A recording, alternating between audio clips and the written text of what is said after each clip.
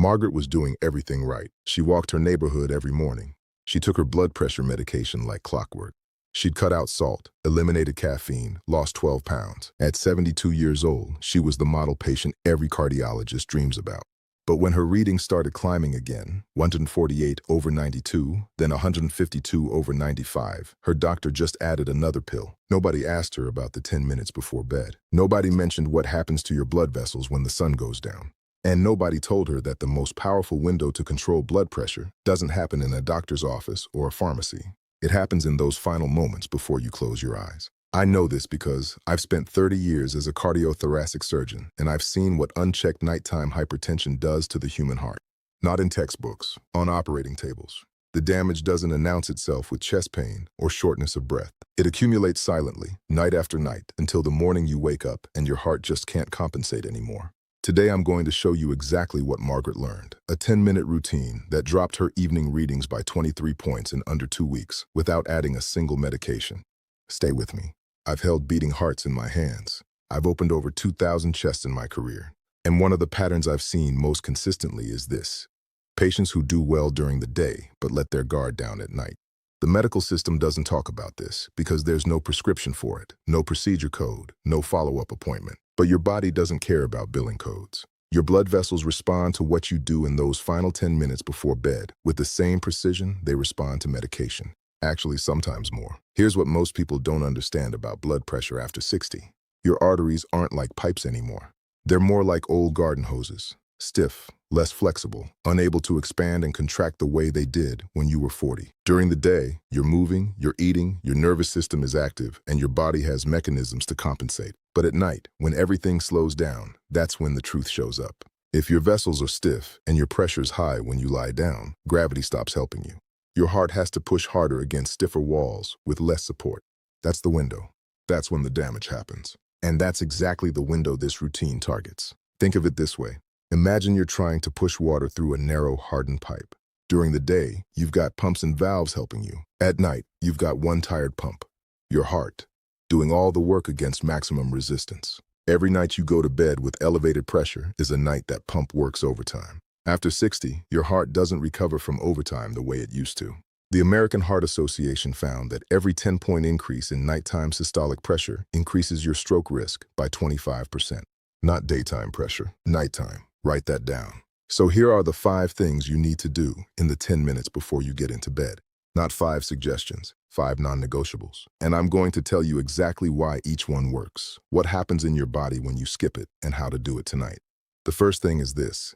You need to sit in a chair and do 60 seconds of slow breathing. Not lying down, not standing at the bathroom sink. Sitting.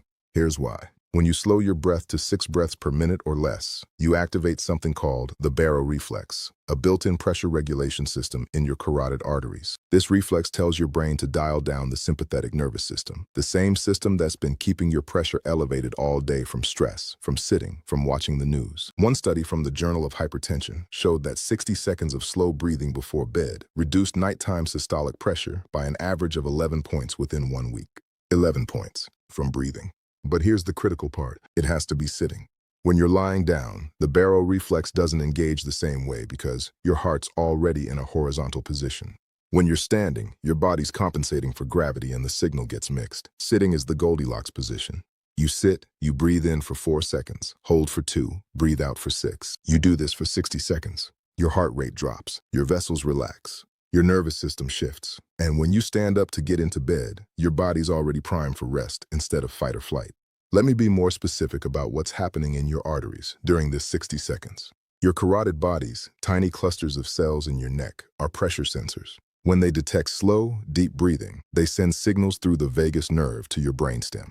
The brainstem responds by releasing acetylcholine, which directly relaxes the smooth muscle in your arterial walls. This isn't meditation. This isn't stress relief. This is direct biochemical intervention in your vascular system.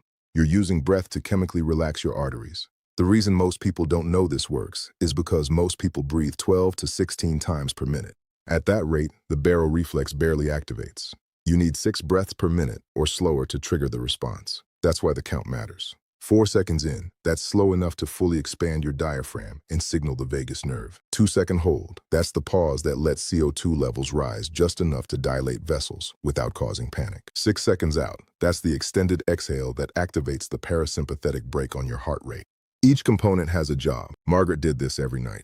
After 9 days, her evening readings dropped from 152 to 138 from breathing. Starting tonight. The second thing, and this is where I lost patience in my practice because nobody wants to hear it, is you have to turn off every screen 30 minutes before this routine starts. Not during the routine, 30 minutes before. Here's what nobody tells you. Blue light from screens doesn't just mess with your sleep. It directly raises your blood pressure. The mechanism is this. Blue light suppresses melatonin, and when melatonin drops, your sympathetic nervous system ramps up. Sympathetic activation constricts your blood vessels. Constricted vessels mean higher pressure. A study from the European Heart Journal tracked 500 adults over 60 and found that those who used screens within 30 minutes of bed had nighttime systolic readings, an average of 9 points higher than those who didn't. 9 points from scrolling, but it gets worse. If you're watching news or reading something stressful, politics, health scares, family drama, you're adding emotional activation on top of the physiological blue light effect. Your amygdala fires, cortisol spikes, and your vessels don't care if the threat is real or on a screen. They constrict the same way. I've seen patients whose nighttime BP stayed high for hours after one 10-minute news segment. The body doesn't differentiate. You think you're just checking your phone. Your cardiovascular system thinks you're being chased. Let me explain what's actually happening at the cellular level. Blue light has a wavelength between 450 and 495 nanometers. That specific wavelength penetrates your retina and reaches photoreceptive ganglion cells that have nothing to do with vision. Their only job is to detect light and regulate your circadian rhythm. When they detect blue light after sunset, they interpret it as midday sun. They send signals to your suprachiasmatic nucleus, your body's master clock, which then suppresses pineal melatonin secretion. Less melatonin means more norepinephrine. More norepinephrine means vasoconstriction. It's automatic. You can't willpower your way out of vascular constriction triggered by wavelength exposure. And here's what makes it worse for anyone over 60. Your lens yellows with age, which actually filters some blue light during the day. But at night, in a dark room, when your pupils are dilated and you're staring at a bright screen 6 inches from your face, that filtering effect is overwhelmed. You're getting a concentrated dose of circadian disruption right when your cardiovascular system is trying to shift into repair mode. The result? Your vessels stay constricted, your heart rate stays elevated, and your pressure never drops to the nighttime baseline it's supposed to hit. So 30 minutes before bed, the phone goes face down on the counter. The TV goes off. If you need to wind down, you read a physical book under a warm light. You listen to music. You sit with your thoughts, anything but a screen. Margaret replaced her nighttime scrolling with a paperback mystery. 3 weeks later, her average nighttime systolic dropped another 7 points. That's 7 points from putting down the phone. Here's what I want you to do right now, and I mean this. Pause this video and write in the comments. What's the last thing you look at before bed? Be honest. Phone? TV? Tablet? Write it down. Because once you see it in your own words, you can't unsee it. Now, before I give you the third step, I need to tell you something that's been weighing on me for years. I've stood in operating rooms at 2 in the morning, repairing arteries that didn't need to be repaired. I've looked at patient charts and seen BP logs that were perfect during office visits, 120 over 80, 118 over 78, and then I'd see the nighttime numbers buried in the data, 60 over 95, 155 over 92, and I'd ask the family, did anyone tell you to monitor nighttime pressure? Did anyone explain what happens when the readings spike after dark? And the answer was always no, always. Because the system measures what's convenient. Daytime office visits, clipboard readings, insurance reimbursable metrics. But your heart doesn't only work during business hours. It works hardest at night when you think it's resting. That's the truth nobody wants to face because there's no billing code for it. The third thing you do is this. Elevate your legs for 3 minutes, not your whole body, just your legs. You lie on your back on the floor or on your bed, and you prop your legs up on pillows or against a wall so your feet are above your heart. Here's the mechanism. When you elevate your legs, you're helping venous blood return to your heart without your cardiovascular system having to work as hard. Gravity does the job. This reduces the workload on your heart and lowers the resistance in your arterial system. It's like giving your circulatory system a head start before you lie flat for 8 hours. A pilot study from the Journal of Clinical Hypertension had 60 adults over 65 elevate their legs for 3 minutes before bed every night for 2 weeks. Average nighttime diastolic pressure, the bottom number, dropped by 6 points. That's the number that indicates how much resistance your arteries are under between heartbeats. If your diastolic is high, your vessels are stiff and your heart never gets a break. 3 minutes of leg elevation gives your system a moment to reset. Margaret did this while she did her slow breathing. She'd sit and breathe for 60 seconds, then lie down and prop her legs up for 3 minutes. By week 2, her diastolic dropped from 92 to 84 from gravity. The fourth thing is you drink 4 ounces of warm water with a quarter teaspoon of magnesium glycinate dissolved in it. Not cold water, not room temperature, warm. And not just any magnesium, glycinate. Here's why. Magnesium is a natural calcium channel blocker. It relaxes the smooth muscle in your arterial walls, which reduces resistance and lowers pressure. But most magnesium supplements are magnesium oxide, which your gut doesn't absorb well and which causes diarrhea. Magnesium glycinate absorbs efficiently and doesn't mess with your digestion.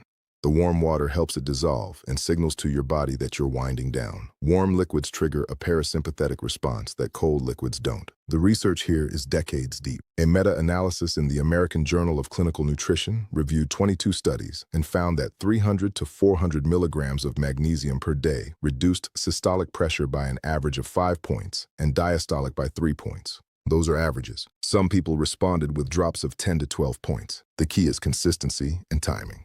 Taking it before bed means it's working while you sleep, right when your body's doing its deepest repair work. Margaret's doctor had her on 2 BP medications. After adding magnesium glycinate to her nighttime routine, just a quarter teaspoon, which is about 100 milligrams, her morning reading stabilized so well that her doctor reduced one of her medications. Not because the magnesium replaced the med, because it supported her body enough that she didn't need as much pharmaceutical intervention. Now here's where people mess this up. They take magnesium oxide in the morning with breakfast, and then they wonder why it doesn't work. Or they take it with cold water right before bed, and their stomach gets upset. Warm water, glycinate form, 30 minutes before you lie down. That's the move. You can get magnesium glycinate powder or capsules from any health store or online. If you're on a diuretic or a heart medication, check with your doctor first. Magnesium interacts with some prescriptions. But for most people over 60, this is one of the safest, most effective things you can do. Starting tonight. The fifth thing, and this is the one nobody talks about because it sounds too simple to matter, is you set your bedroom temperature between 66 and 68 degrees Fahrenheit. Not 70, not 72, between 66 and 68. Here's the science. When your core body temperature drops, your blood vessels dilate. Dilation lowers resistance, which lowers pressure. But if your room is too warm, your body can't cool down, your vessels stay constricted, and your pressure stays elevated all night. The National Sleep Foundation found that room temperatures above 70 degrees interfere with the natural drop in core temperature that's supposed to happen during sleep. And when that drop doesn't happen, your cardiovascular system stays in a semi-alert state. Think of it like this. Your body is designed to cool down at night. It's a survival mechanism from when humans slept outside. Cooler air signals safety, rest, low threat. Warm air signals midday, activity, vigilance. Your blood vessels respond accordingly. A cooler room tells your system, it's time to relax. A warm room tells your system, stay ready. And if you're over 60 and your vessels are already stiff, that stay ready signal keeps your pressure higher than it needs to be for 8 straight hours. Now here's the part that surprised me when I first saw the research. The temperature drop doesn't just affect your peripheral vessels, your hands and feet getting cold. It affects your core vessels. As your core temperature drops by even half a degree Celsius, your hypothalamus triggers vasodilation in your splanchnic circulation, the blood vessels feeding your intestines, liver, and kidneys. This vasodilation creates a reservoir effect, more blood pools in your core organs, which means less blood volume is being pushed through your smaller peripheral arteries. Lower volume in those smaller vessels means lower pressure readings. It's like redirecting traffic from crowded side streets to a wide open highway. But if your bedroom is 74 degrees, your core temperature can't drop. Your hypothalamus keeps signaling for vasoconstriction to preserve heat, even though you don't need heat preservation. You're just lying there under a sheet. But your autonomic nervous system doesn't know that. It responds to temperature, not to logic. So your vessels stay tight, your pressure stays up, and 8 hours later, you wake up with a morning BP reading that's higher than it should be, and nobody ever asks you how warm was your bedroom. Margaret had been sleeping in a room set to 74 degrees because she didn't want to feel cold. When I explained the vascular impact, she dropped it to 67 and added a light blanket. Within a week, her morning BP readings, the ones taken right after waking, went from an average of 142 over 88 to 132 over 82. 10 points systolic, 6 points diastolic, from a thermostat adjustment, she told me later. I thought you were going to tell me to do something hard. This isn't hard. It's just specific. And specificity is what the system doesn't give you time for. The other thing that happens in a cooler room, and this compounds the pressure benefit, is that you sleep more deeply. Deep sleep is when your parasympathetic nervous system does its most aggressive repair work. Your heart rate drops, your breathing slows, your blood vessels relax. All of that adds up to lower nighttime pressure. But if you're in and out of light sleep because your room is too warm, you never get that deep parasympathetic phase. You stay in a state of semi-arousal, and your cardiovascular system mirrors that. A study in sleep medicine tracked adults over 65 and found that those who slept in rooms cooler than 68 degrees spent an average of 23% more time in deep sleep stages compared to those in rooms warmer than 72 degrees. 23%. That's not marginal. That's the difference between a heart that recovers at night and a heart that stays on alert. So let me put this all together for you. 10 minutes before bed, here's your routine. Step 1, sit and do 60 seconds of slow breathing. 4 seconds in, 2 seconds hold, 6 seconds out. Step 2, turn off all screens 30 minutes before you start this routine. No phone, no TV, no tablet. Step 3, elevate your legs for 3 minutes, feet above heart level. Step 4, drink 4 ounces of warm water with a 1/4 teaspoon of magnesium glycinate. Step 5, set your bedroom temperature between 66 and 68 degrees. That's it. 10 minutes, 5 steps, no prescriptions, no doctor visits. Just 5 things your cardiovascular system is begging you to do, but nobody's been telling you to do them. Now I want to hear from you. Which of these 5 are you going to start tonight? Not next week, tonight. Write it in the comments. Say, I'm starting with step 3, leg elevation. Or I'm committing to turning off my phone 30 minutes before bed. When you write it down publicly, you're 70% more likely to follow through. That's not motivation talk. That's behavioral science. So do it. Write your step in the comments right now. And if you've been struggling with nighttime BP for months or years, and this is the first time anyone's explained the why behind the routine, not just the what, but the actual mechanisms, share this video with someone who needs it. Your sister, who's on 3 BP meds. Your dad, who keeps getting his dosage increased. Your neighbor, who's frustrated that nothing's working. This information doesn't live in doctors' offices because there's no revenue model for it. It lives here. And it only spreads when you share it. The system won't teach this, but you can. If you want more routines like this, specific, evidence-based, broken down into steps you can actually do tonight, subscribe to this channel. I post every week, and every video is built the same way. No fluff, no generic advice, just the details the system doesn't have time to give you. Your heart's been working for you every single minute of every single day for 70, 75, 80 years without ever taking a break, without ever asking for anything in return. Give it these 10 minutes. It's earned them. Write that down. One last thing. Nothing I've said here is medical advice. I'm not your doctor.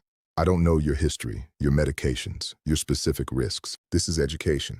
This is information. If you have diagnosed hypertension, if you're on medications, if you have kidney disease or heart failure, talk to your physician before you change anything. Some of these steps, especially the magnesium, interact with prescriptions. I'm giving you the framework.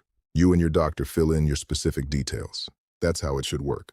You're informed. You ask better questions. You make decisions together. That's the goal. Margaret came back to see me 6 weeks after she started this routine.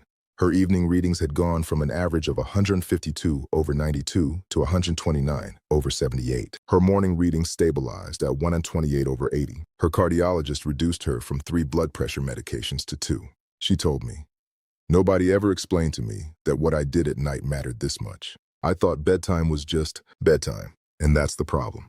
The system treats nighttime like dead air, but your cardiovascular system is working hardest when you think it's resting. The 10 minutes before bed aren't optional.